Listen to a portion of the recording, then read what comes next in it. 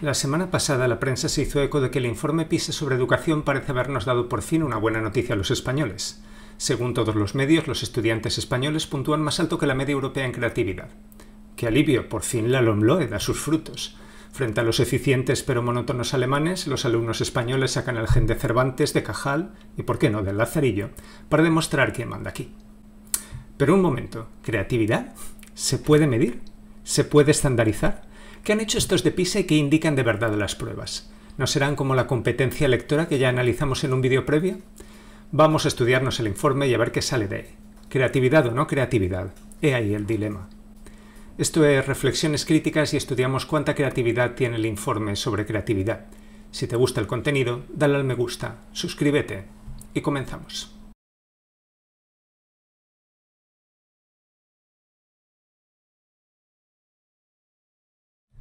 Según la RAE, la creatividad es la facultad de crear, y crear a su vez es establecer, fundar e introducir por primera vez algo. En psicología, la capacidad creativa tiene que ver con el pensamiento divergente, el que hace ver nuevas asociaciones entre las cosas, y en la organización empresarial el pensamiento creativo es el motor de la innovación. Por esto no es de extrañar que la OCDE, patrón de los informes PISA, preste atención a cómo está formando la escuela en aquellas capacidades que van a ser de interés en el ámbito laboral. Dejamos para otro vídeo la competencia financiera, que también se ha evaluado y que seguramente ofrecerá jugosos resultados. Por mi trabajo estoy en contacto con personas creativas. Yo mismo, que dedico buena parte de mi tiempo a investigar, entraría en ese grupo. La ciencia, por definición, es, o debería ser, creativa. Otra cosa son los funcionarios que reciben su sueldo en un puesto de trabajo científico, pero de esa burocratización del científico ya hablaremos en otro lugar. Pero además estoy en contacto en mayor o menor medida con escritores, poetas y dramaturgos, así como con fotógrafos, músicos o pintores. También conozco personas a quienes se les dan bien actividades artísticas y trabajadores que realizan su trabajo de formas originales. Creo que puedo decir que tengo una experiencia, subjetiva pero cotidiana, de la creatividad. Pero alguien que tiene una experiencia mucho más contrastada en cuestiones de creatividad es Ferran Adrià, que lleva años preguntándose sobre este tema. Esta facultad para crear, esta creatividad, estaría en el contexto de inteligencia, talento, ¿no? En el mapa este que lo ves ahí, inteligencia, talento, conocimiento y creatividad. Para crear, la facultad que tengas para crear va a ser fundamental. La creatividad no es un proceso, la creatividad es la facultad para crear. Bueno, por ejemplo, esto que vemos aquí, estos contextos del proceso creativo, que son los recursos. Tú antes de crear, antes de empezar el proceso creativo, tienes que tener unos recursos, o recursos organizativos, o recursos humanos, o recursos económicos. Entonces tú lo que vas a hacer es dentro del proceso, es decir, dentro del proceso hay el contexto y el proceso en sí. Que el proceso empezaría cuando decir, bueno, vamos a empezar a crear. Ya tengo recursos, tengo una personalidad y vamos a empezar a crear. Por esta razón me sorprende que se evalúe con criterios industriales algo tan inasible como la creatividad. Recuerdo un monográfico de la desaparecida Mente y Cerebro dedicado a la inteligencia en el que se abordaban diferentes aspectos de esta cualidad. Tras darle vueltas a los test, a la tipología sobre inteligencia y otras cuestiones, la conclusión era sorprendente pero esperable. Sabemos describir la inteligencia, sabemos identificarla y sabemos ejemplificarla, pero hoy por hoy no sabemos explicarla científicamente. Me parece que con la creatividad sucede algo parecido. Todos tenemos la experiencia de identificar una solución como creativa, y esa experiencia suele ir acompañada de una pequeña alegría intelectual, ¿verdad? La creatividad no suele arrancar una sonrisa.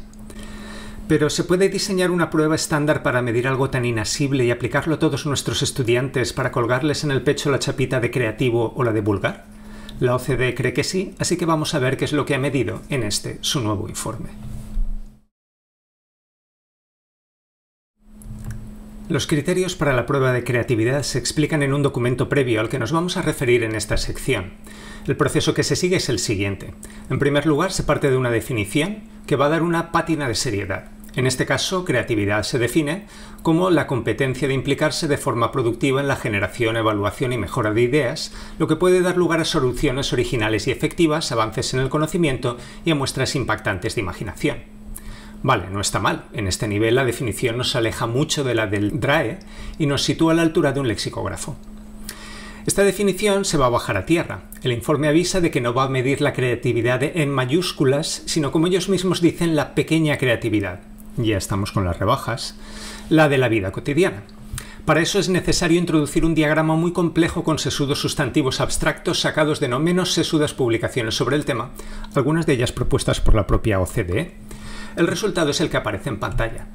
Se supone que estas son las variables de la creatividad en el aula. Si ustedes no lo entienden, tranquilos, yo tampoco. Ahora bien, queda estupendo. Quiero decir que entiendo que la apertura de mente está relacionada con el pensamiento creativo, pero no sé cuánto, ni cómo, ni en qué condiciones, y lo mismo vale para las expectativas culturales o para cualquiera otra de las variables de este gráfico. Lo que espero de una publicación científica es que aborde estos interrogantes, porque en caso contrario estaríamos moviéndonos en un pensamiento precientífico. Muy bien, todos estos factores han de concretar en una serie de dominios, que son los que se van a evaluar. Para PISA los dominios son los siguientes: la expresión creativa, tanto al escribir como al dibujar, y la capacidad para resolver problemas, ya sean estos intelectuales, un problema de física, o sociales, mediar en un conflicto. Vale, no está mal, ¿no? Hay chavales creativos escribiendo, hay artistas, hay genio de las ciencias y hay magos de los negocios. Si eso es lo que se va a medir, adelante. Pero, y aquí viene la primera barrera, el informe dice que tienen 3 restricciones. La primera es que las pruebas se tienen que acoplar a los chavales de 15 años. Hombre, claro, como todo examen, no les vamos a pedir algo que no esté en su rango de edad. La segunda es que se han de hacer en poco tiempo. Y ahí ya empezamos mal. Todos los profesores sabemos que entre la gente creativa los hay de mente rápida, los que más responden en clase, y los hay de mente lenta, los que te sorprenden con un trabajo original al final de curso. Si tenemos que ser creativos en poco tiempo, ya vamos a empezar a sesgar. Pero claro, los procesos industriales no se pueden parar. A producir, venga, a producir. Y la tercera es que se tiene que hacer en ordenadores sin conexión a internet ni pantallas táctiles porque la plataforma de PISA es limitadita. Ya veremos más adelante hasta qué punto. Vamos, que todas esas maravillosas cualidades se van a demostrar con un software de hace 20 años. Tras definir los dominios y advertirnos de las restricciones de la prueba, los 4 dominios se dividen en 3 cualidades, como se muestra en el siguiente gráfico. Se podrá observar que se ha unido la solución de problemas científicos con la de problemas sociales, lo que no deja de extrañar, dado que son 2 actividades muy distintas. La razón puede ser la siguiente. Es muy difícil medir lo intersubjetivo, recordemos capacidad de mediación, de integración, de dirección, e imposible hacerlo de forma individual a través de una prueba hecha en un ordenador. Así que la asimilamos a otra y santas pascuas. Todo muy científico, claro. Pero no me dejarán de reconocer que dibujado así, con estas secciones tan gruesas y esa tipografía sans serif, adquiere un carácter de lo más respetable. Nadie se atrevería a discutir un diagrama en una publicación de ciencias sociales. Una vez relacionados dominios y cualidades, ahora lo único que hay que hacer es asignar porcentajes y ¡voilà! Ya tenemos nuestra prueba limpia y clara con un barniz de objetividad. Podemos pasar al examen. Las pruebas que se han pasado en los colegios no se han liberado aún, pero podemos basarnos en las que la propia OCDE utiliza para ejemplificar sus exámenes. Aquí se nos advierte de que el alumno solo podrá responder con preguntas construidas, es decir, de poquitas palabras, de tipo test y con tareas basadas en simulaciones interactivas. Si esta última no se entiende, tranquilos, porque no aparecen los ejemplos del texto. Con esta advertencia en mente, vayamos ya a los ejemplos con los que la Organización para el Comercio y Desarrollo Económico mide la creatividad de los estudiantes de eso que se llama civilización occidental. ¿Preparados? Primera prueba. Recordemos creatividad en la escritura. En 7 minutos escriba 2 textos de 40 palabras cada uno en los que relacione las imágenes que aparecen en los 2 dados. No hay que ponerse en la piel de un chaval de 15 años para ver este enunciado y sentir cómo se activan las hormonas de la creatividad. Imaginémonos a ellos. Pero si esta prueba es, digamos, cuestionable, obsérvese la siguiente. Recordemos, creatividad visual. Hay que hacer un logo para un festival de la comida.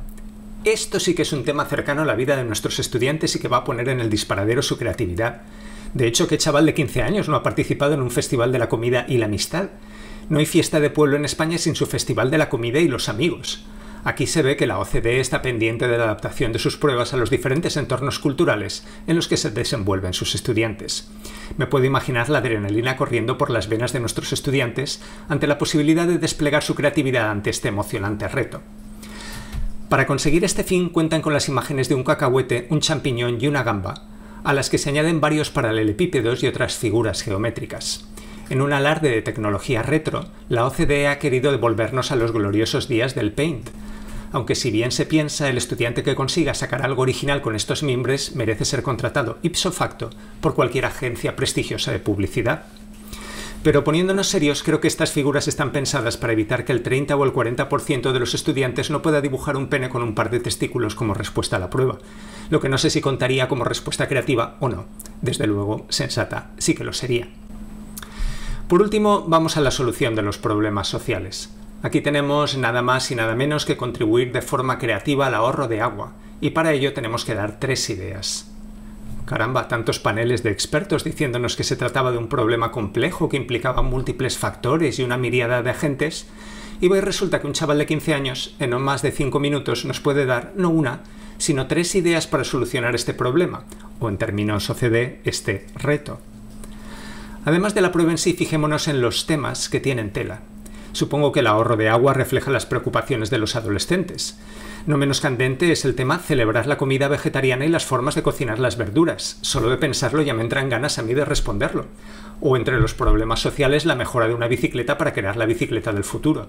No hay adolescente que no se apasione por estas cuestiones que no en vano representan la Agenda 2030 en su más pura expresión. Pues ya tenemos los exámenes. Con esto vamos a medir la creatividad del mundo occidental. ¿Qué puede salir mal? Los resultados se miden sobre una escala de 60 puntos y aunque no tengo clara la explicación, parece que el país más creativo, Corea, no pasa del nivel 4.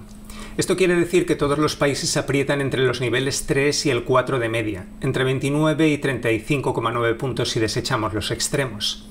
A la luz de los resultados parece que las pruebas no han motivado excesivamente a los chavales, que una epidemia de mediocridad se extiende por Occidente o que los dibujos de penes no han contado. Llámenme soñador, pero creo que ha sido lo primero. En esta escala, ¿dónde está España? Pues justo en la media, lo que quiere decir que ni frío ni calor. Ahora, si tenemos en cuenta que la media es de 32,7 puntos sobre 60, tampoco es que estemos para tirar cohetes. Pero si vemos qué es lo que se ha medido, casi es que los resultados nos dan igual. El único dato que me parece relevante es que cuando vemos los resultados desagregados por comunidades autónomas comprobamos lo mismo que vimos en el informe anterior, que las ciudades autónomas de Ceuta y Melilla están 5 puntos por debajo de la siguiente comunidad autónoma.